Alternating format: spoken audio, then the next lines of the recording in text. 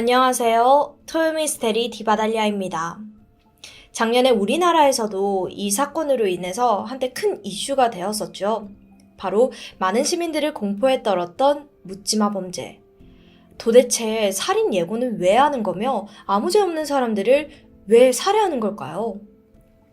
오늘의 이야기는 대만에서 벌어진 묻지마 살인 사건입니다. 바로 시작해 볼게요. 2014년 5월 21일 오후 4시 22분, 대만의 최대 도시 타이베이. 아직 퇴근 시간이 전이었지만 지하철 열차 내에는 꽤 많은 사람들이 타고 있었습니다.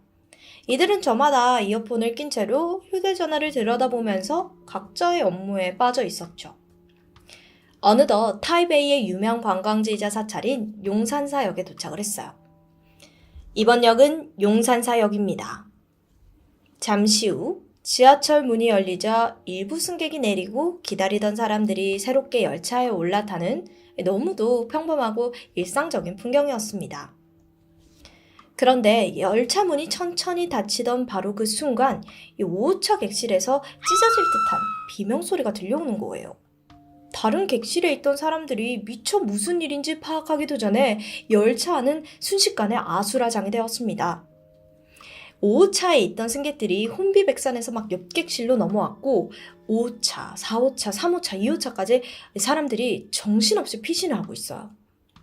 그리고 그 끝에는 빨간 티셔츠를 입은 한 남성이 있었죠.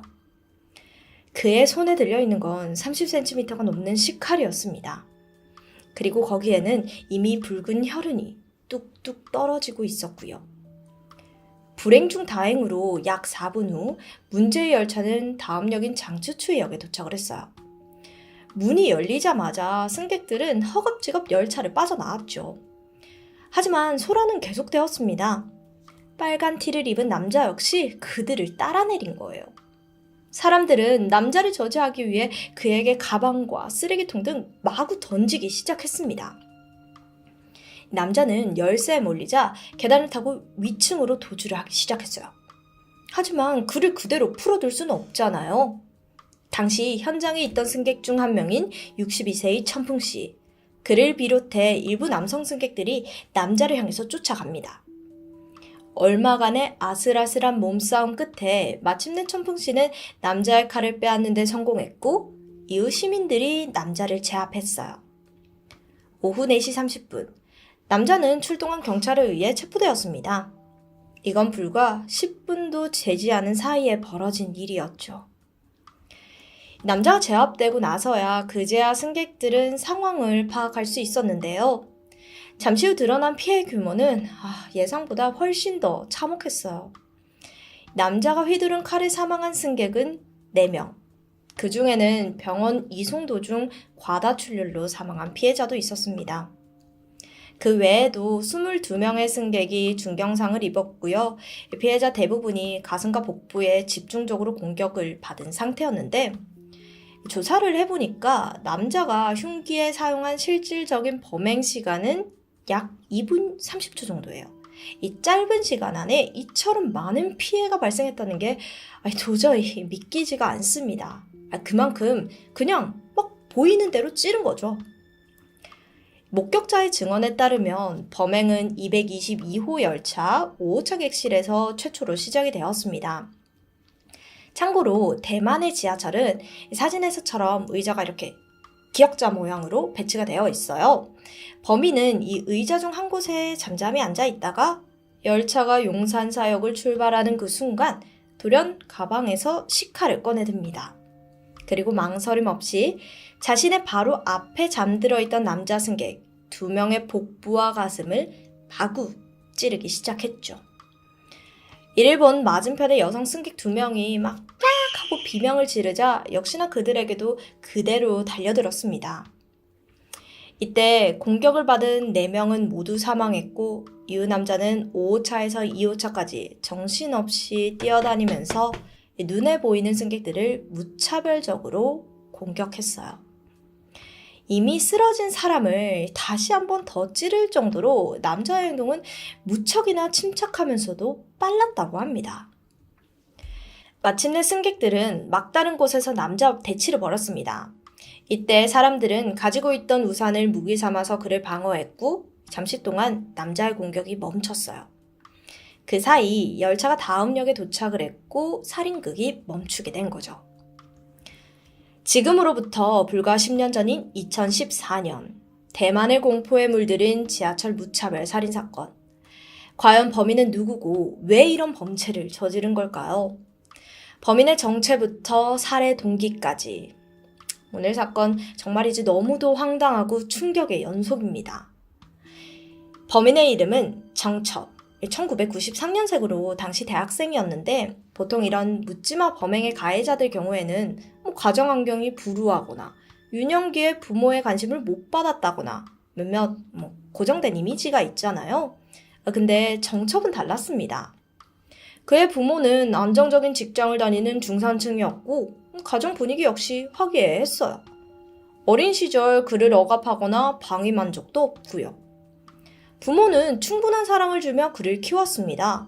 그래서 그는 초중고 모두 등록금이 비싸기로 유명한 사립학교도 졸업했고요. 정첩의 부모를 아는 사람들은 그들이 보기 드문 인자한 부모였다고 회상했습니다. 혹시 정첩이 잘못한 일이 있어도 화를 내기보다는 먼저 대화로 해결하고자 했고 또 어머니는 바쁜 와중에도 매일같이 아들의 등하굣길에 함께하면서 학교 행사에도 빠지는 법이 없었다고 해요. 이런 부모 밑에서 어떻게 이런 악마가 탄생한 걸까요? 그가 무시무시한 범행을 벌이게 된 계기는 정말 어이없게도 초등학교 때의 한 사건으로 거슬러 올라가야 합니다. 정첩이 초등학교 5학년이었던 시절 이날 학교에서는 음악 수업이 있었는데요. 학생들이 다 같이 리코더를 연습하는 시간이었죠. 하지만 정첩은 하라는 연습은 안 하고 계속해서 이 리코더를 막 빽빽거리면서 그냥 막 부르는 거예요. 이에 방해를 받은 여학생 2명이 선생님에게 그를 고자질하게 되는데 이때 선생님이 정첩을 불러서 이 두 여학생에게 사과해라 이렇게 시켰죠. 자, 여기까지는 초등학교 교실에서 누구에게나 충분히 일어날 수 있는 상황이잖아요. 근데 정첩은 달랐습니다. 어찌된 일인지 이 일이 너무 화가 나고 억울해서 미칠 지경이었던 거예요. 그때부터 그는 이 두 여학생을 미친 듯이 증오하기 시작했습니다. 하루 이틀이 아니라 거의 평생에 거쳐서요. 심지어 사건이 벌어지기 직전까지 그는 자신의 블로그에 이 여학생들을 어떻게 해칠지 계획을 남겨요.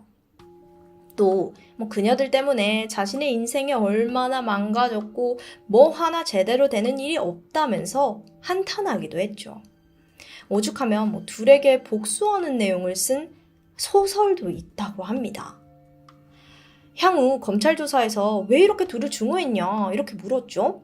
정첩은 리코더 사건 이후 자신이 친구들에게서 점점 소외됐기 때문이라고 밝혔습니다. 그의 주장에 따르면 그 전까지는 반에 있는 모든 남자아이들은 정첩을 큰형님으로 모셨대요. 또 이 시기에 반의 아이들은 남녀로 편을 갈라서 다투고는 했는데 그때마다 정첩이 가장 앞에서 여학생들을 괴롭히는 그런 역할을 했었던 거죠. 그런데 리코더 사건 이후로 자신의 위신이 무너졌다는 겁니다. 그때부터 본인의 학창시절이 어땠고 그게 지금까지 인생에 쭉 부정적인 영향을 주고 있다. 이게 그의 주장인데 물론 초등학교 때까지는 잠깐 그런 생각을 할 수는 있어요. 하지만 그 유치한 마음이 20살이 넘어서도 갖고 있다는 게 좀 신기할 뿐입니다. 웃긴 건 정첩은 검찰 조사 당시 두 여학생의 이름과 얼굴조차 제대로 기억하지도 못했고요. 그의 복수 대상이 된 건 이 여학생 둘뿐만이 아니었습니다. 정첩은 중학교 시절 자신에게 엄하게 대한 담임 선생님을 죽일 계획도 세웠습니다. 그렇다고 선생님이 가학적인 체벌을 한 것도 아니었어요. 그저 숙제 안 해오면 손바닥 때리고 깜지를 쓰게 했는데 그게 싫었던 거죠. 오히려 선생님은 정첩에게 많은 관심을 쏟은 것으로 알려졌습니다. 학기 초에 정첩이 친구들과 쉽게 어울리지 못하자 일부러 이게 좀 마음에 걸리니까 선도부장이랑 오락부장을 시켰어요. 아이들이랑 그렇게 하면 좀 잘 소통할 수 있으니까요. 그런 선생님을 죽여야겠다면서 그는 한동안 커터칼을 지니고 다녔던 겁니다. 고등학생이 된 후 그는 일명 살인일기라는 것을 썼는데요. 이 시기 그는 지하철에서 사람들을 찌르겠다, 최대한 많이 죽이고 싶다, 이런 구체적인 상상을 하기 시작하는 거죠. 또 이런 내용을 담은 소설을 인터넷에 연재하기도 했습니다. 소설의 제목은 지하철 연쇄살인. 이루어 봤을 때 정첩은 오랫동안 무차별 살인을 치밀하게 계획하고 준비한 것으로 보이는데요. 그러나 당시 정첩의 친구들은 그거 좀 가격하게 말하네 정도로만 생각하고 웃어 넘겼다고 해요. 많은 심리 전문가들과 수사 관계자들은 정첩을 취약형과 악성이 혼합된 나르시시스트라고 판단을 했습니다. 이게 뭐냐면 이 나르시시스트 중에서도 여러 가지 유형이 있는데 그 중에서 이 취약형이 있습니다. 취약형 나르시시스트들은 늘 자신을 피해자라고 생각하는 경향이 있어요. 또 주위 반응에 굉장히 민감해서 누군가가 자신을 무시한다는 느낌을 받잖아요. 그럼 막 걷잡을 수 없는 수치와 분노에 휩싸이는 거죠. 이런 나르시시스트들은 어려움을 겪을 때 성숙해지는 게 아니라 늘 누군가를 탓하는 특징을 보입니다. 그런데 여기서 악성이라는 단어가 붙으면 반사회적인 특성까지 지닌 경우를 뜻합니다. 즉, 거짓말도 잘하고 충동적이고 무책임하고 공감 능력이 극도로 손상되어 있는 상태인 거예요. 따라서 취약형 악성 나르시시스트들은 본인이 느끼는 수치심과 억울함을 누군가에게 분노로 표출해야지 직성이 풀리는 성격입니다. 문제의 사건 당일 정첩은 이날 중학교 동창의 친구들을 만나 함께 밥을 먹었는데요. 이날 유독 말수가 없자 친구가 야, 무슨 일 있어? 이렇게 물어요. 그러자 정첩은 이따 사람 죽일 건데 마음 가다듬고 있어. 이렇게 이야기를 하는 겁니다. 이 말을 들은 친구가 좀 놀랐지만 평소에도 워낙 헛소리를 하던 사람이니까 장난으로 생각하고 넘겼어요. 그도 그럴 것이 정첩이 사건 발생 2주 전부터 자신의 SNS에 일명 살인 예고를 업로드를 했거든요. 5월 21일 그 누구도 지하철을 타지 마라. 사람 죽일 거니까 밖에 돌아다니지 마라. 이런 내용이었습니다. 이 일로 신고까지 접수가 되었지만 장난이에요 이러면서 상황을 모면했어요. 사건 당일 그는 친구들과 헤어진 직후 슈퍼에서 30cm짜리 시카를 구매했고 3시 41분 장추추이역에서 지하철을 탄 후 역의 노선을 확인하고 역 사이의 시간을 꼼꼼하게 적었습니다. 그리고 잠시 후인 4시 8분 그는 다시 장추추이역으로 돌아가는 반대 방향의 지하철을 타요. 하지만 그가 바로 범행을 시작한 것은 아니었고 용산사역에 도착할 때까지 기다렸습니다. 그 이유는 그 전역들은 시청과 기차역들을 지나기 때문에 덩달아 승객이 너무 많았기 때문이에요.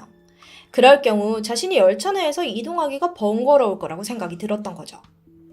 반면 용산사역과 장추추이역은 비록 한 정거장이었지만 다른 도시로 넘어가는 경계 위치에 있습니다. 그래서 다소 한산하고 역과 역 사이의 운행시간 또한 4분으로 상대적으로 깁니다. 그럼 배차 간격이 더욱 긴 일반 열차를 선택하지 않은 이유는 뭘까요? 타이베이 지하철은 칸과 칸 사이에 문이 없는 오픈형 구조예요. 그런데 기차는 다른 호차로 넘어가기 위해서는 문을 열고 닫아야 하죠. 그렇기에 피해자들을 쫓기에는 불편하다고 판단이 들었던 겁니다. 그가 얼마나 치밀하게 범행을 계획했는지 짐작해 볼 수 있는 부분이죠. 체포된 후 정첩의 태도 역시 이 논란의 연속이었습니다. 그는 경찰에게 사망자 수를 집요하게 물어요. 경찰이 알려주니까 적어도 20명 이상 찔렀는데 그거밖에 안 돼요? 라면서 실망감을 감추지 못했습니다. 이후 치료를 받던 피해자가 사망했다는 소식이 전해지자 하하하하 이러면서 막 웃기도 했죠. 또 조사 도중에는 완화체 원피스 최근 스토리가 좀 너무 궁금한데 보여주면 안 되겠냐며 떼를 쓰기도 했습니다. 그와 반대로 이 정첩의 부모는 유가족들에게 무릎을 꿇으며 석고대죄를 했어요. 하지만 이미 엎질러진 물을 부모가 다시 돌이킬 수는 없겠죠. 자, 여기서 사망한 피해자들의 사연도 참 기구한데요. 남성 피해자인 26살의 장정환. 그는 넉넉지 못한 가정에서 자신의 힘만으로 명문대 졸업과 해외 연수를 마쳤습니다. 그리고 사건 당일 대기업 최종 면접을 보고 집으로 돌아가던 길이었어요. 그는 사건 직전 내년 어머니 날에는 엄마에게 더 좋은 선물을 할 수 있을 것 같다면서 설레어했습니다. 또 다른 남성 피해자 C의 칭위는 2살과 3살의 아들, 딸을 둔 평범한 가장이었고 여성 피해자 중 판비주는 성실한 청소 근로자로 다음 달 결혼기념일 여행을 앞두고 있었죠. 마지막 사망자 리추의 윌로는 동창회에 참석하고 돌아가던 중 집에서 불과 한 정거장 남긴 상태에서 변을 당했습니다. 재판이 진행되었는데요. 정첩은 여기서도 반성과 사과는커녕 심심하다는 듯 코를 파거나 여드름을 짜는 상식 밖의 모습을 보여 분노를 샀습니다. 4월 22일 결국 그에게는 사형이 선고되었는데 그의 사형은 선고로부터 18일 만인 5월 10일 날 집행이 되었죠. 이건 대만에서 역사상 2번째로 빠르게 집행된 사형이라고 해요. 그는 그렇게 세상에서 제거가 되었지만 대만 사회의 혼란은 한동안 계속되었습니다. 지하철을 탈 때마다 사람들은 불안에 떨면서 탔어요. 오죽하면 군복을 입거나 장난감 총을 소지하기도 했고요. 하루는 지하철에서 쥐가 나타나서 놀란 승객이 깍 하고 비명을 질렀습니다. 그래서 사람들은 또다시 살상 사건이 벌어졌다 보다 이렇게 오해하고는 무려 700명이 대피하는 소동도 있었다고 해요. 누가, 언제, 왜, 어디서 어떻게 저지를지 몰라서 더욱 두려운 묻지마 범죄. 그러나 정첩은 분명 수년에 걸쳐 다양한 방식으로 살인을 예고해 왔습니다. 그것을 그저 장난, 허세, 헛소리로 무시한 결과는 돌이킬 수 없는 참사로 돌아왔죠. 어쩌면 우리가 묻지마 범죄라고 부르는 것 중에는 정말 알 수가 없어서가 아니라 모른 척 외면하기 때문에 벌어지는 일도 있지 않을까요? 지금까지 디바달리아였습니다. 안녕하세요. 토요미스테리 디바달리아입니다. 2019년 6월 1일 오후 3시 30분 일본 도쿄 내리마구 경찰서에 한 통의 전화가 걸려옵니다. 신고자는 노년의 남성이었습니다. 그는 떨리는 목소리로 자신의 집에 구급차를 보내줄 것을 요청합니다. 신고자가 불러준 주소로 가보니까 그곳은 고급스러운 2층 양옥집이었는데요. 눈에 띄는 건 위치였는데 집은 동네에서 가장 깊숙하고 외진 곳에 자리를 잡고 있습니다. 그리고 집 앞에는 이 자동차가 겨우 한 대 통과할 정도의 도로가 전부였습니다. 저택의 규모와는 다르게 꽤나 접근이 불편한 뭔가 사람들의 눈길을 피하고자 지어진 집 같았죠.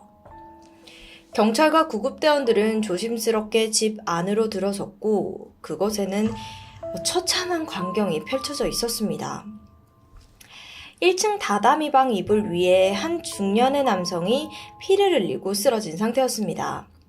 남성은 이미 숨을 거둔 것으로 보였는데 오른쪽 목이 흉기로 깊게 찔려 있었고 가슴 그리고 등에도 수십 곳의 상처가 나 있었습니다. 남자가 쓰러진 뒤에도 계속해서 공격이 이어진 흔적이었죠.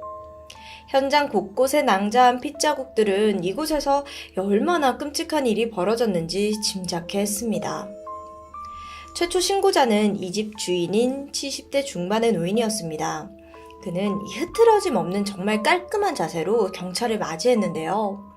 자신의 집에서 살인사건이 일어난 것과는 별개로 굉장히 침착한 모습이었습니다.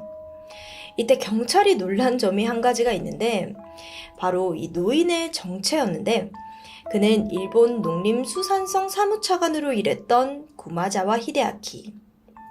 그 후 체코 일본 대사까지 역임한 뒤 현재는 은퇴 후에 조용히 노년을 보내던 인물이었습니다.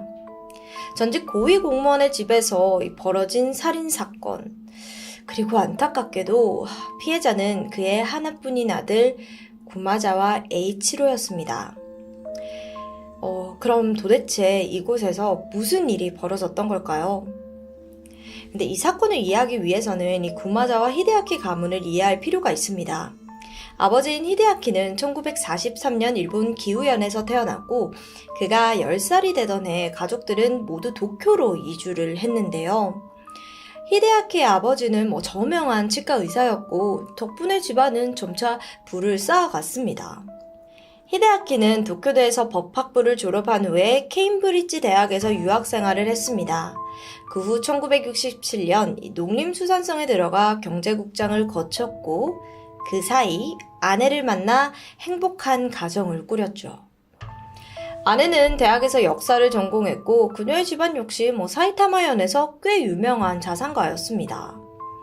머지않아 둘 사이에서는 소중한 아들과 딸이 태어났고요. 고위 공무원 남편의 교양이 넘치는 아내, 눈에 넣어도 아프지 않을 두 자녀까지 부러울 것 없는 정말 완벽한 가정이었습니다. 숨진 구마자와 에이치로가 바로 이 집의 아들이자 집안의 장남이었습니다. 아들 에이치로가 6살이 되던 시점, 부모는 이때부터 에이치로의 학업에 전폭적인 지원을 쏟아부었습니다. 그 덕에 에이치로는 우수한 성적으로 이 명문 중학교에 입학을 했는데, 근데 높은 성적과는 반대로 에이치로는 어딘가 조금씩 어긋나기 시작합니다. 그가 자신의 집안, 특히 아버지의 직업이 또래 친구들과는 조금 다르다는 것을 인지한 거예요. H로는 그 점에 굉장히 자부심을 느끼고 있었습니다. 한 예로 같은 반 동급생의 아버지가 갑작스럽게 돌아가셨다는 안타까운 소식이 전해졌는데 친구들 모두 충격과 슬픔에 빠져 있을 때 H로는 조금 달랐습니다. 그는 수업 도중 우리 아빠는 차관인데 만약 우리 아빠가 돌아가시면 온 국민들이 슬퍼할걸? 이라는 좀 이 상황에 맞지 않은 발언을 하면서 대놓고 우월감을 드러냈던 거죠. 그가 눈살을 찌푸리게 하는 언행들은 점점 더 늘어납니다. 결국 친구들은 하나둘씩 그를 멀리하기 시작해요. 동급생들은 입을 모아 H로는 너무 이기적이고 이 상대방의 감정을 신경 쓰지 않는다라고 회상을 했습니다. 남의 눈치를 보지 않고 하고 싶은 말을 아무렇게나 하는 스타일. 그것이 바로 H로의 캐릭터였습니다. 평판은 어느덧 학교 전체로 소문이 났고 결국 H로는 이지매를 당하게 돼요. 친구들의 따돌림과 은근한 괴롭힘 속에서 H로의 성격은 점점 더 어둡게 변해갑니다.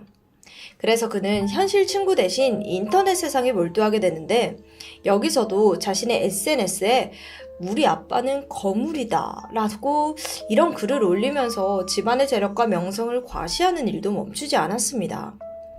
아버지인 히데아키와 아내는 아들이 걱정돼서 결국 그를 데리고 정신과 상담을 받게 되는데 이때 H로는 발달장애의 일종인 아스파거 증후군의 판정을 받게 됩니다.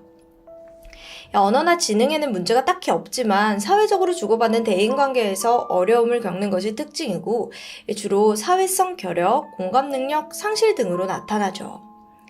자신의 어떤 말과 행동이 타인을 기분 나쁘게 할 거라는 생각조차 하지 못하는 겁니다. 하지만 H로의 상황은 점점 더 악화되었습니다. 그는 동급생들이 자신을 괴롭힌 일을 전부 생생하게 기억을 하고 있었는데 이 기억이 떠오를 때마다 H로는 이 분노를 주체하지 못했습니다. 결국 그 화살은 애꿎은 어머니에게로 향했습니다. 또 그는 중학교 2학년 때 처음으로 어머니에게 주먹을 휘둘렀는데 그 이유가 어머니가 자신의 조립 로봇을 말투 없이 버렸다는 것. 강도는 점점 더 거세져서 한 번은 어머니의 갈비뼈가 부러질 정도였습니다. 그런데도 히데아키 측에서는 단 한 번의 신고나 외부의 도움을 요청한 적이 없습니다. 왜냐하면 이 공직자 집안 특성상 가정의 문제가 밖으로 새어나가는 것을 극도로 꺼려했기 때문입니다. H로의 문제적인 행동들은 부모의 허물이고 세상에 알려져서는 안 되는 아주 부끄러운 일로 여겨졌습니다. 단지 치료만 잘 받으면 되겠지 하는 이 희망만 품을 뿐이었죠. 그렇게 어느덧 시간이 흘러 H로는 성인이 되었습니다. 이때 히데아키는 아예 H로를 독립시켜버리는데 사실 말이 독립이지 집에서 내쫓은 것과 다름이 없었습니다. 그래도 경제적인 지원은 계속되었는데 그 덕분에 H로는 애니메이션 학원을 다니면서 캐릭터 디자인을 공부했습니다. 관련 학위도 취득한 것으로 알려졌고요. 또 아버지의 연줄로 병원에 취업을 하기도 했습니다.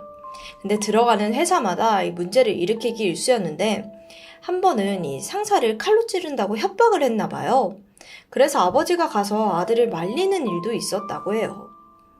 H로는 결국 2008년부터 무직으로 히키코모리가 되었습니다. 그는 생산적인 활동을 일절하지 않았고 부모가 얻어준 아파트에서 부모의 돈에만 의지를 했습니다. 그리고 같은 해 히데아키도 관직에서 은퇴를 하게 되었습니다. 당시 그의 퇴직금은 총 6천만 엔, 보면은 한 6억 원 정도의 금액이었습니다. 당시 아버지가 은퇴를 했지만 H로는 전혀 정신을 차리지 못했습니다. 그는 한 달 용돈으로 40만 엔, 하나로는 400만 원에 가까운 돈을 받았는데 300만 원 정도를 게임에 쏟아부었습니다. 부모 입장에서는 이게 얼마나 답답하겠어요. 그런데도 히데아키와 그의 아내는 이런 문제를 전혀 외부에 티내지 않았습니다. 이웃들은 히데아키를 언제나 온화하고 신사적인 사람으로 여겼습니다. 부부는 매일 아침 손을 잡고 산책을 했고 정원을 가꾸면서 평온한 나날을 보내는 것처럼 보였죠. 그리고 이들 부부에게는 H로 말고도 한 명의 자녀가 더 있었는데 바로 H로의 여동생이었습니다. 그의 이름이나 신상에 대해서는 딱히 알려진 바가 없어서 이웃들은 그저 딸로 보이는 젊은 여성이 홀로 피아노를 연주하고 있는 걸 봤다 정도로만 기억을 했습니다. 아들의 존재는 아예 모르는 이웃도 있었죠. 하지만 비운의 그림자가 곧 가족을 덮치고 말았습니다. 오빠 히데아키가 히키코모리가 되었을 시점 여동생은 결혼을 앞두고 있었는데 아무래도 집안이다 보니까 이 상대 쪽 남자 역시도 못지않은 명문가로 추측이 되었습니다. 하지만 혼담이 오고 갈 무렵 이 상대 쪽에서 히데아키의 존재를 알아차리고 말았습니다. 히키코모리의 중증 오타쿠인 친오빠. 이에 부담을 느낀 상대는 결혼을 취소하고 말았고 이 일로 여동생은 엄청난 좌절을 겪게 되었습니다. 게다가 여동생 역시 오빠로부터 계속해서 가정폭력을 당해왔기 때문에 그 분노와 절망은 정말 극에 달한 상태였습니다. 이로 인해 여동생은 심한 우울증에 걸렸고 그녀는 결국 스스로 목숨을 끊고 말았죠. 딸의 죽음으로 인해 집안의 분위기는 걷잡을 수 없이 어두워졌습니다. 어머니 역시 이 일로 큰 우울증에 걸렸고요. 이쯤 아버지 히데아키가 아들 H로에게 어떤 감정을 갖고 있었는지는 알 수 없습니다. 하지만 정말 대단한 게 그럼에도 아버지는 포기하지 않았습니다. 그는 한 달에 한 번씩 아들이 사는 아파트에 방문하면서 제대로 살고 있는지 밥은 먹고 다니는지 살펴보고 방도 직접 치워주었습니다. 그래서일까요? H로는 더욱더 기세등등해졌습니다. 그는 자신의 트위터에 거금을 결제한 신용카드 영수증을 올리며 재력을 과시하기도 했고 또 네 부모가 버는 돈보다 내가 더 많다, 가난하고 무능한 놈들 같은 트윗을 올리며 타인을 비하하기도 했습니다. 그렇게 어느덧 44세의 중년이 된 H로 2019년 5월 25일의 어느 날 H로와 아파트 이웃들이 쓰레기 처리 문제를 두고 갈등을 빚게 되는 사건이 있었는데 이때 H로는 집에 전화를 걸었습니다. 본가에 다시 들어가서 살고 싶다는 요청이었죠. 결국 부모는 그를 다시 집으로 불러들었습니다. 이때 히데아키는 H로에게 가벼운 꾸중을 하게 되는데 그러자 H로는 갑자기 아버지의 머리채를 잡아 식탁에 찢고 발로 차 쓰러뜨렸습니다. 히데아키는 당시 76살의 노인이었습니다. 결국 부부가 아들에게 무릎을 꿇고 사과를 하고 나서야 폭력은 거두어졌는데요. 그 후 부부는 아들을 피해 2층에서만 생활했고 H로는 1층에 머물며 더욱더 게임 세상에 빠져들었습니다. 그러던 2019년 6월 1일 이날은 인근 초등학교에서 운동회가 열렸습니다. 그리고 그 소음은 H로를 거슬리게 했습니다. 그는 창문을 열고 학교를 향해서 고함을 지르기도 했고 그러고도 분이 풀리지 않았는지 집안에 있는 물건들을 마구 던지기 시작합니다. 놀란 부모가 2층에서 내려와서 그를 말렸지만 도통 말은 통하지 않았죠. 한바탕의 난동 후 H로는 다시 방 안으로 들어가 게임에 몰두했습니다. 그런데 히데아키는 달랐어요. 그는 조용히 부엌으로 향했습니다. 그리고 20cm 길이의 시카를 꺼내들고 아들 방으로 향합니다. H로는 평소처럼 이불 위에 앉아 컴퓨터 게임에 열중한 상태였습니다. 히데아키는 아들의 뒤로 다가갔고 아들의 목덜미에 조용히 칼을 꽂았습니다. 아들이 쓰러지고도 그는 몇 번 더 흉기를 휘둘렀습니다. 그리고 욕실에 가서 깨끗하게 피를 씻어내고 옷을 갈아입은 뒤 경찰에 신고 전화를 걸었죠. 히데아키는 출동한 경찰에게 자신의 죄를 순순히 시인했습니다. 그는 아들을 죽이지 않으면 내가 살해당할 것 같다는 공포에 휩싸였다고 진술을 했습니다. 또 히데아키 방에는 이 쪽지가 발견되었는데 죽일 수밖에 없다라는 메모가 적혀 있었고 그 전에 아내에게 H로가 한 번 더 폭력을 쓰면 나도 해를 가할 거다라는 부분도 확인이 되었습니다. 이 소식은 정말 빠르게 퍼져나갔죠. 전직 고위 공무원이 자신의 친아들을 살해했다는 사실은 모두들 충격에 빠뜨렸습니다. 근데 점차 살해 동기가 드러남에 따라서 초점은 아들이 휘두른 가정폭력에 집중됩니다. 물론 죽은 자는 말은 없지만 실제로 히데아키 그리고 아내 몸 곳곳에 남아있던 멍들과 상처들이 그것을 뒷받침해 주었습니다. 또 다른 증언에 따르면 몇 년 전 히데아키가 일본의 큰 만화축제에서 아들이 그린 그림을 판매하고 있다는 목격담이 있기도 했습니다. 그만큼 아버지는 어떻게 해서든지 아들을 응원하고 지원해주고 싶었던 것으로 해석이 되는데요. 일각에서는 아들이 강요에 의해 어쩔 수 없이 한 일이라는 주장도 있습니다. 해당 사건은 일본 내에서도 반응이 엇갈렸습니다. 부모를 오랫동안 폭행한 페루나가 아버지의 손에 죽음을 맞이한 사건. 일각에서는 아버지가 오죽하면 그랬겠냐, 자업자득이라는 반응도 적지 않았고 또 한편으로는 아버지는 분명 아들을 경찰에 신고하거나 다른 방법으로 처벌할 수 있는 방법이 있었다라고도 합니다. 그럼에도 불구하고 살인을 선택한 점은 결코 용서받을 수 없었습니다. 살인은 변명할 여지가 없는 중형이기 때문이죠. 판결은 어떻게 나왔을까요? 2019년 12월 16일 도쿄지방재판소에서 1심 재판이 진행되었습니다. 이날 피고 히데아키에게는 징역 6년형이 선고되었는데 존속 살인죄 치고는 가벼운 형량이었습니다. 판사는 판결 이유에 대해 아버지가 강한 사리를 가지고 범행을 저질렀다는 점은 분명하다고 못 박았습니다. 또 살인만이 유일한 해결책은 아니다 라는 말을 덧붙였죠. 그러나 아들이 워낙 심각한 페루나였고 부모를 학대하고 노후 자금을 가로채는 등 악질이었던 점이 판결에 고려되었다고 합니다. 무엇보다 부모가 고령이라 정상적으로 대처하기 어려웠다는 점도 참작되었습니다. 2021년 2월 2일에 열린 2심에서도 1심의 징역 6년형을 선고받아 형은 확정되었습니다. 이 사건으로 인해 일본에서는 일명 8050 문제가 대두되었는데요. 이건 80대 노부부가 50대 미혼 자녀의 생계를 뒷바라지하는 현상을 말합니다. 1990년대 일본에서는 경기 침체와 함께 경제적 자립에 실패한 청년들의 상당수가 히키코모리가 되었습니다. 그리고 세월이 흘러 어느덧 그들이 50대로 그리고 그 부모는 80대로 접어들어요. 즉 히키코모리 그리고 고령화라는 두 가지 사회현상이 결합돼서 새로운 문제가 나타나게 된 것입니다. 고령의 부모가 중년의 자식을 뒷바라지하는 가정에서 경제적인 어려움, 부모 자식 간의 갈등 등 여러 문제들이 뒤따릅니다. 그치만 대부분 부모들은 이 사회적 체면을 이유로 외부의 상담이나 도움을 구하는 것을 꺼리게 되는데요. 물론 부모 입장에서 이 자식의 문제를 또 가족 간의 갈등을 바깥으로 꺼내 보이는 것은 결코 쉽지 않은 일일 것입니다.